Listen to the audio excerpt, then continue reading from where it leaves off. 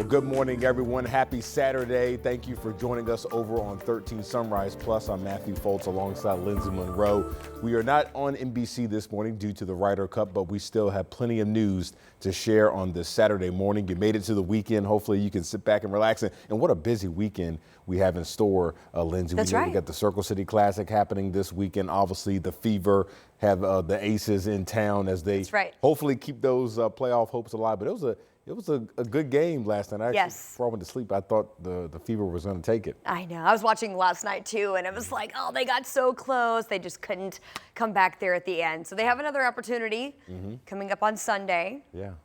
All or nothing. That's right. That's right. Well, weather-wise, yesterday was gorgeous. You couldn't ask for a better day, especially kind of closing out the month of September. What do we have in store for this weekend? Yeah, much of the same. In fact, we're going to see above average temperatures continue over this next week.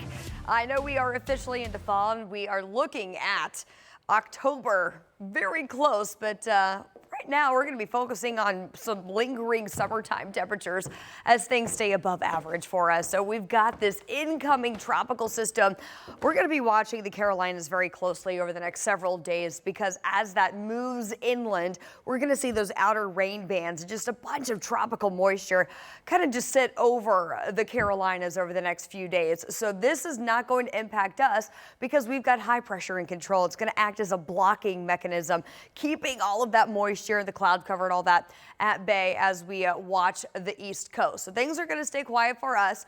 We're going to keep the sunshine going and temperatures that will continue to increase. We're going to start off with a little haze out there this morning. I certainly noticed it. And then temperatures recovering back to the low to mid 80s across the board today. We'll call it 84 for high in Indy. We'll go 81 in Shelbyville and 83 in Columbus. At this point, the average high is starting to drop back to the mid 70s. So these temperatures are going to be well above average for today. Once again, some morning haze will start to dissipate here as we get you into the afternoon today. This takes us through 5 p.m.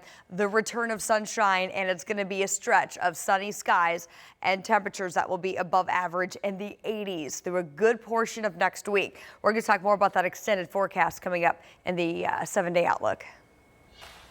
All right, we'll see you then, Lindsay. New this morning, at least one person is dead after the result of a crash with a semi on I-70. So NDOT confirming the crash happened around 1:30 this morning near the Knightstown exit in Henry County.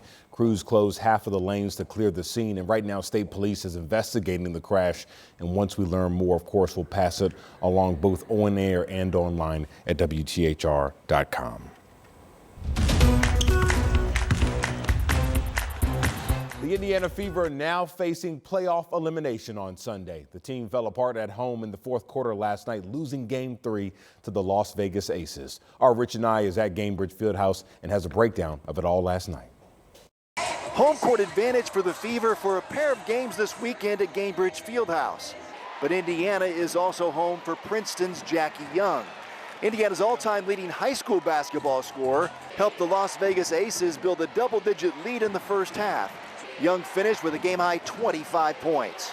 Kelsey Mitchell struggled early but warmed up late in the second quarter with a couple of threes. The Fever down just one at halftime. Indiana took its first lead in the third quarter. Lexi Hull showing no signs of playing with a sore back. After blowouts in the first two games, Game 3 was competitive most of the way. I would say there was definitely a moment there where this place was rocking and all the momentum was building up. Giving up the layup in the last 3 seconds, I mean, that's probably going to haunt stuff, because it was more than that. It was just the momentum took the air out of the building. But the Fever fell into a serious offensive slump to start the fourth quarter. Mitchell missing badly and the Aces pulling away. I definitely want to remain aggressive. Unfortunately, it didn't really fall my way shot-wise, but the goal is to always get there and create for others. WNBA MVP Asia Wilson shot poorly and only scored 13 points, but Las Vegas wins comfortably, 84-72. I thought our energy was good. I thought our competitive spirit was good. At the end of the day, you just look at the field goal mix and the free throw mix, and it's a different ball game. And now the Fever fight just to keep their season alive, with Game 4 coming up here on Sunday at 3 o'clock in the best-of-5 series. Rich Nye, 13 Sports. Well, this morning, a man is under arrest in connection to a deadly shooting. Metro Police say it happened near 38th and Midhofer around 3 a.m. Friday morning. Once on scene, officers found a 19-year-old woman with a gunshot wound who later died at the hospital. 13 News spoke to police at the scene, and they told us that they believe the shooting may have stemmed from a domestic dispute between the woman and her boyfriend. Right now, the man is under arrest facing a preliminary murder charge. Well, this morning we're getting a look at a shooting that put an IMPD officer in the hospital back in July. The department now releasing an edited video showing the moments that it happened. Now, Metro Police say officers were responding to a report of a stolen car near 16th and Harding Streets back on July 29th. They say the driver pulled into an apartment complex a few blocks west near 16th and Lafayette. As an officer took the driver into custody, police say 19-year-old Tyson Reach shot at him, hitting him 3 times. You see some of that ordeal right there on your screen. The officer then fired back at him, hitting him. Now, Reach was later arrested and taken to the hospital for treatment, but later died several weeks later. The officer was also treated and released from the hospital. Today, the city of Beech Grove will honor the life of Officer Bill Toney, who was killed in the line of duty nearly 25 years ago. His family is helping raise money for ballistic windshields. They want them for Beech Grove police cruisers, and the goal is to raise $100,000. The memorial event takes place in front of the 524 Event Center on Main Street from noon until 6 p.m. today.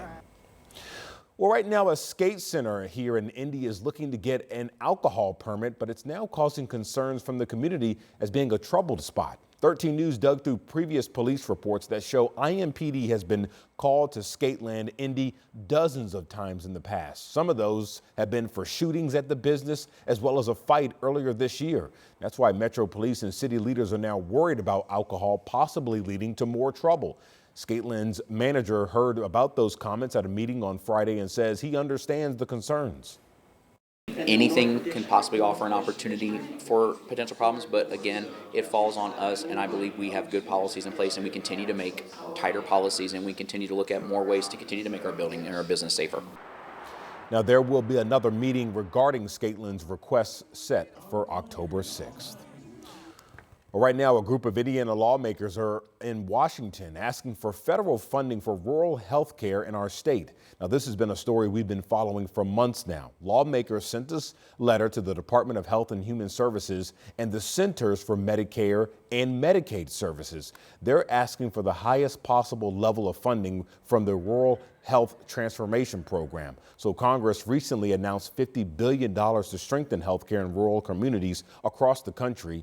Back in July, we covered that impact of federal cuts that they could have on here in Indiana. So officials report that 80 to 90 rural hospitals are facing financial strains right now.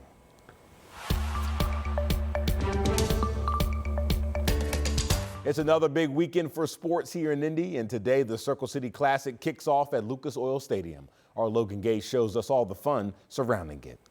Marching machine! Friday in the shadow of the Lucas Oil Stadium, the bands for the 2 historically black college and university football teams playing in the 41st annual Circle City Classic gave the crowd a taste of what's to come on game day. Former Indianapolis Colts player and HBCU grad Antoine Bethea was also in the crowd. Gives me goosebumps every time I hear HBCU band. Is just different. It's like it's authentic, comes from the soul. The Morgan State University Bears and Miles College Golden Bears are playing in the game. But there's another big show at halftime when these guys take over for the Battle of the Bands. But promoter and event coordinator for Indiana Black Expo, Amp Harris, says the event's reach goes well beyond the field. It's really about providing scholarships for young people to be able to get a further their education, and particularly going to HBCU schools. LaKenya Chansey has been going to the Circle City Classic for 30 years.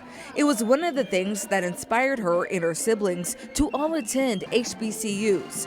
Now her daughter is keeping the tradition going and currently attends Morgan.